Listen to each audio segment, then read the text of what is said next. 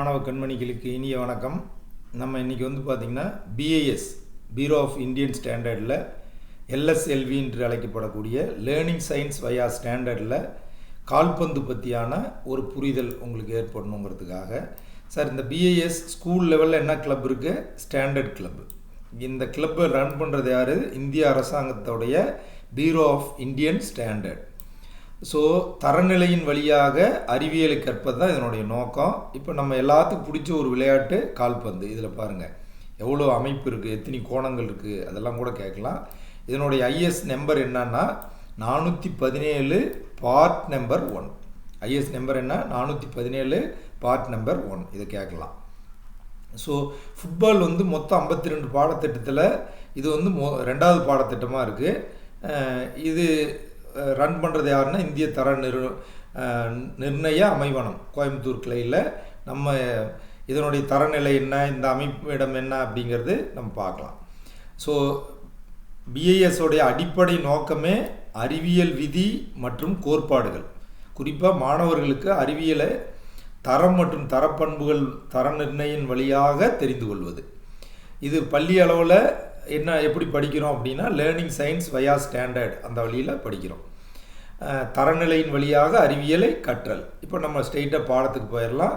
இப்போ கால்பந்து விளையாட்டு பிடிக்காமல் யாரும் இருக்கிறதுக்கு வாய்ப்பு இல்லை. இப்போ கால்பந்தாட்ட பந்து எதனால் செய்யப்பட்டது அப்படின்னா செயற்கை பொருளால் தான், சிந்தட்டிக் அப்படின்னு சொல்லுவாங்க. சிந்தட்டிக் மெட்டீரியல் தான், மனிதன் தான் உருவாக்கப்படும் பொருள் தான், நம்மளால தான் உருவாக்குறோம்.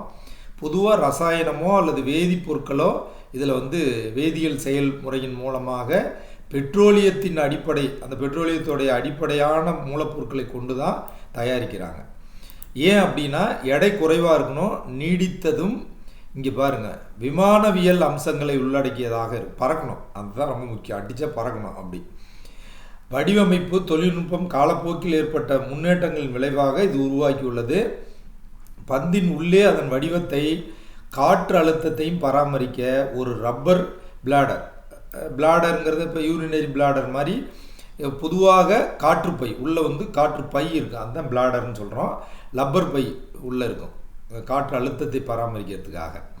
இதில் பாருங்கள் இந்த வடிவமைப்பு எத்தனை ஐங்கோணங்களை கொண்டதுன்னா 32 ஐங்கோணங்களை கொண்டது மற்றும் அருங்கோண பலகை குறிப்பிடத்தக்க ஒழுங்கில் அமைக்கப்பட்டிருக்கும். இந்த பந்தோடைய இந்த அமைப்பு பார்த்தீங்கன்னா எவ்வளோ சார் இருக்குன்னா 32 எத்தனை கோணங்க? 32 அருங்கோணங்கள் அப்படிங்கிற அந்த அமைப்பு உங்களுக்கு தெரியும். 32 ஐங்கோணங்கள், அருங்கோண பலகை இருக்கணும். கால்பந்து வடிவமைப்பு, உற்பத்தி, இது பந்தின் பாதை, பறக்கும் தன்மை, இது எல்லாமே நியூட்டனுடைய விதி. இங்கே பாருங்கள், நியூட்டனுடைய இயக்க விதிகளை அடிப்படையாக உள்ளடக்கியது. அப்போ அறிவியல் விதி என்னங்க? நியூட்டனுடைய இயக்க விதி. குறிப்பாக பறக்கும் தன்மை ஏரோடைனமிக்ஸ் அப்படின்னு சொல்லக்கூடிய விமான இயக்கவியல் கோட்பாட்டை அடங்கும். இது விதி, இது கோட்பாடு.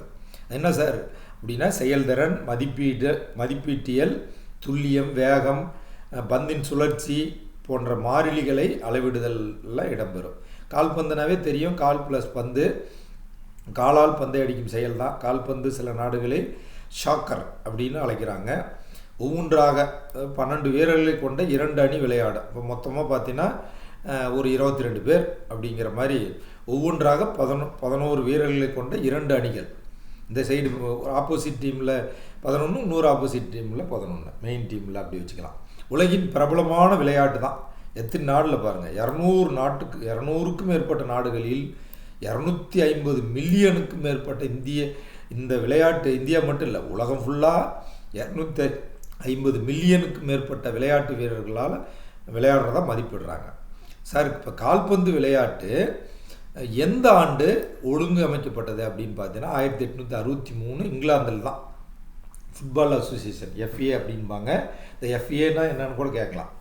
சர்வதேச போட்டியில் தோன்றியது federation international de football association, FIFA. இதுவும் பார்த்துங்க, ஓகேங்களா? அதாவது சர்வதேச கால்பந்து சங்கம். இது ஃபஸ்ட்டு இங்கே ஆரம்பித்து அப்புறம் உலக அளவில் போயிடுச்சு. இப்போ பார்த்தீங்கன்னா இந்த நம்ம முதலே பார்த்தேன் ஐஎஸ் 417 பாகம் 1 இருக்குது அப்படிங்கிறது. கால்பந்து உருவாக்குவது எது அப்படின்னு பார்த்தீங்கன்னா ஒரு பந்து, அந்த விளையாட்டின் பெயராக தெளிவாக நமக்கு சொல்கிறாங்க. கால்பந்து அதுலேயே இருக்குது விஷயம். ஒரு பந்து இல்லாமல் கால்பந்து விளையாட்டை விளையாட முடியுமானா கட்டாயம் முடியாது. அப்போ கால்பந்துக்கு வந்து என்னென்னலாம் இருக்குது, அதனுடைய எடை பண்புகள் அதை பற்றி தான். இதில் ஒரு பிளாடர், பந்தின் உட்புறமாக காற்றை தக்க வைக்கும் அமைப்பு தான் பிளாடருங்கிறது. பந்தின் வெளிப்புற சுவர் பேர் தான் பேனல் அல்லது தையல். ஒன்றொன்றாக அந்த 32 ஐங்கோணம் இருக்குல்ல, அந்த இது இரண்டும் சேர்ந்த பொருள். அப்போ பிளாடரும் கேஷிங்கும் இருக்கும். சார், இது பிளாடர் ஃபஸ்ட்டு எப்படி இருக்குன்னா லாக்டெக்ஸ் லாக்டெக்ஸ் என்னும் லப்பர் மரப்பாலால் அல்லது பியூட்டைல் இந்த பொருளால் ஆகிருக்கும். எதனால் ஆகிருக்கும் அப்படின்னா உள்ளே இருக்கிற காற்று பந்தோடைய உட்பகுதி. லாக்டஸ் வந்து பார்த்திங்கன்னா பிளாடர் பெரும்பாலும் தொழில்முறை விளையாட்டு வீரர்கள் விருப்பமாக பயன்படுத்துவார். ஏன்னா அது ரொம்ப சாஃப்டாக இருக்கும். இதுவே பியூட்டைல் பிளாடர் பார்த்திங்கன்னா கடினமாக இருக்கும். அதிக காற்று பிடிப்பு திறனை கொண்டிருப்பதால் லாக்டஸ் பிளாடரோடு ஒப்பிடும் பொழுது குறைந்த அளவிலே மீண்டும் காற்று நிரப்ப வேண்டிய அவசியம் ஏற்படும். இப்போ இது வந்து காற்று அடிக்கடி நிரப்புற மாதிரி இருக்கும். இது வந்து குறைந்த அளவு. இது தொழில்முறை விளையாட்டு வீரர்களை பயன்படுத்தக்கூடியதாக இருக்கும். இப்போ உரைகள் அப்படின்னு பார்த்தீங்கன்னா மேலே அவுட்டர் 32 ஐங்கோணம். இது பார்த்தீங்கன்னா செயற்கை தோல் polyvinyl chloride PVC polyurethane அல்லது இரண்டையும் கலந்த அமைப்பில் உருவாக்கப்பட்டது. கால்பந்தின் அழுத்தம் 9 முதல் 0.5 பவுண்டைனுக்கு கீழ் விழும்பொழுது மீண்டும் காற்றுடன் நிரப்புவது நல்ல நடைமுறை. காற்று அழுத்தம் எவ்வளோ இருக்கணுங்க? 9லிருந்து 10.5 பவுண்டைனுக்கு கீழ் விழும்பொழுது, அது கீழே தான். அதிகப்படியான கட்டுப்பாட்டை வழங்குகிறது. உயர்ந்த விளையாட்டு போட்டிக்கு ஏற்றாற் போல் அது வடிவமைச்சிருக்காங்க. கேஷிங் திறன் பார்த்திங்கன்னா கடினமாக ரொம்ப நீடித்த உரையாக இருக்கணும். பந்து தொடுவதற்கு மென்மையாக இருக்கும். அதிகப்படியாக பிவிசி பந்தை விட உயர்தரமாக இருக்கும். பியூ அப்படிங்கிறது நம்ம இங்கே பார்த்தோம், பாலியூரேத்தேன். அதுதான். அதே மாதிரி கால்பந்து உராய்வை குறைக்க இருக்கணும். நீரால் ஏற்படும் சேதத்தையும் பளபளப்பான பூச்சிகள் எல்லாம் இதாகிறது. 2 பொருள் பிளாடரும் இன்னொரு பொருள் என்னங்க சொன்னால் கேஷிங். அதை பார்த்துங்க எதனால் ஆனதுன்னு. அவுட்டர் கோட்டிங்கில் பார்த்தீங்கன்னா 32 துண்டு பேனல் இருக்கும்னு ஏற்கனவே சொல்லியாச்சு. இது சிந்தட்டிக் லப்பர் தான், செயற்கை தோல் தான். பிவிசி பியூ அந்த மாதிரி சொன்னோம்ல அந்த இதில். பிளாடர் உள்ளே இருக்க காற்று பந்து பார்த்தோன்னா காற்றை வைத்திருக்கும் பணியை செய்தோம். அது லேட்டக்ஸ் அல்லது பியூட்டல் லப்பரால் உருவாக்கப்பட்டது அப்படிங்கிறது தெரியும். இதுக்கு வெளிப்புறத்தில் தான் அந்த கேஷிங் இருக்கும்.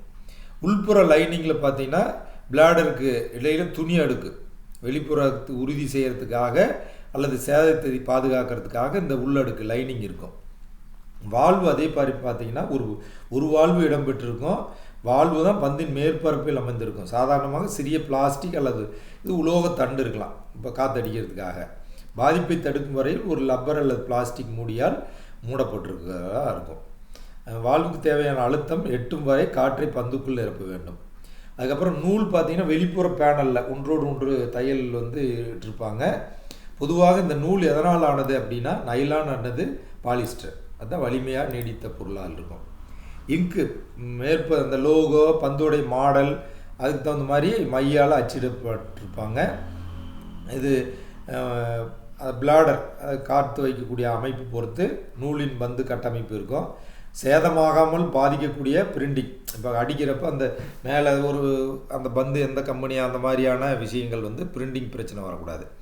சைஸ் பார்த்திங்கன்னா ஒவ்வொரு உற்பத்தியாளர் 5 வகையான அளவுகளில் தயாரிக்கிறாங்க. ஏன்னா சின்ன குழந்தைங்க விளையாடுதா அல்லது விளையாட்டு வீரர்களா, அந்த உங்களுக்கான அளவு வந்து எதை தீர்மானிக்குன்னா வாங்கும் அளவு அந்த வரையறுக்குள்ளே இருக்கணும்.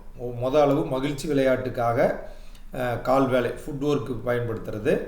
அளவு 2ங்கிறது கட்டுப்பாட்டு. இது மகிழ்ச்சி விளையாட்டுக்கு 1 வந்து கட்டுப்பாட்டு 3லேருந்து 6 வயது. இந்த அளவெல்லாம் பார்த்துக்குங்க.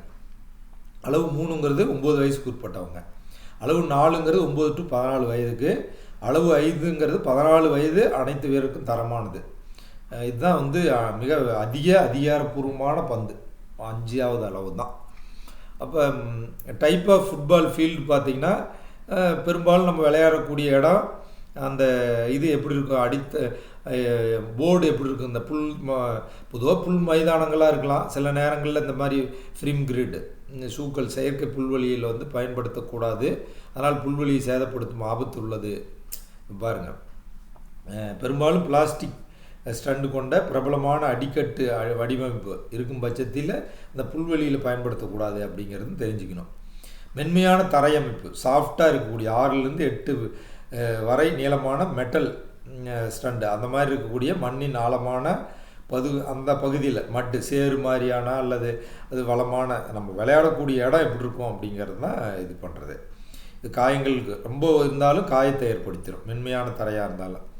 செயற்கை புல்வெளிகளும் பார்த்திங்கன்னா ஷூக்களுக்கு மேலான வசதி, பாதுகாப்பு. இது வந்து மேன்மேடு இல்லையா, அதனால் வெற்று ஸ்டாண்டு, ஹாலோ ஸ்டாண்டு இருக்கக்கூடியதாக இருக்கும். அதுக்கு மாதிரி டர்ஃப், இது பார்த்திங்கன்னா மிக சிறிய ஸ்கட்டு, லப்பராலான சேதம் தடுக்கும், அந்த அவுட்சோல்லாம் இருக்கக்கூடிய நல்ல பிடிப்பு தன்மை கொடுக்கக்கூடியது. இன்டோர் கோர்ட்டு பள்ளி உட்பட மற்ற இடத்துல விளையாடக்கூடியது. அப்போ அந்த மாதிரி விளையாடுற இடத்த பொறுத்து எங்கங்கிறத ஒரு 5 சொல்கிறாங்க. இதனுடைய அறிவியல் விதி தான் நியூட்டனுடைய இயக்க விதி. நமக்கு தெரியும், ஒரு வீரர் பந்தை உதைக்கும் பொழுது அதில் ஒரு விசையை செலுத்துகிறார். அந்த விசை தான் விசையின் காரணமாக வேகமடைந்து நகரும். பந்தோடைய இயக்கம் நேர்கோட்டில் தொடரும். புறவிசை, உதாரணமாக ஈர்ப்பு விசை அல்லது காற்று எதிர்ப்பு போன்றவை